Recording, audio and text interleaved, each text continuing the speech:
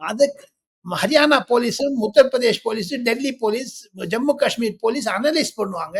அவருக்கு யார் தொடர்பு இருக்குன்னு கண்டுபிடிச்சிருவாங்க. ஆக மொத்தம் தனிப்படைகள் பல அமைக்கப்பட்டிருப்பதனால் டெல்லியில் இருக்கக்கூடிய இந்த தீவிரவாதம் கண்டிப்பாக அகில இந்திய அளவில் போகக்கூடாது என்று ஒடுக்கி விட்டார்கள். எனினும் கர்நாடகாவில் இருக்கக்கூடிய ஹூப்ளி, தமிழ்நாட்டில் இருக்கக்கூடிய கோயம்புத்தூர், தெலுங்கானாவில் இருக்கக்கூடிய ஹைதராபாத் என்ற இடங்களுக்கெல்லாம் கூட இந்த மாதிரியான ஒரு தீவிரவாதிகள் ஊடுருவல் செய்து விட்டார்கள் என்ற தெகுப்பும் பல ஆங்கில பத்திரிகை டெல்லியில் பிரசுரமாகி இருக்கிறது. போக போகத்தான் தெரியும். இதைத்தான் ஆளுநர் ஆர் என் ரவி அவர்கள் மீண்டும் மீண்டும் சொல்லுகிறார். தமிழகத்திலும் தென்னிந்தியாவிலும் உக்ரவாதம், தீவிரவாதம் அதிகமாகிவிட்டது என்று. இது பொறுத்து டைரக்டர் ஜெனரல் ஆஃப் போலீஸும் தமிழ்நாடு சீஃப் செக்ரட்டரி மு.க. ஸ்டாலின் அரசாங்கமும் விழிப்புடன் இருக்க வேண்டும் டெல்லி சம்பவத்தில் இருந்து என்பதுதான் பல தமிழர்களுடைய கோரிக்கை.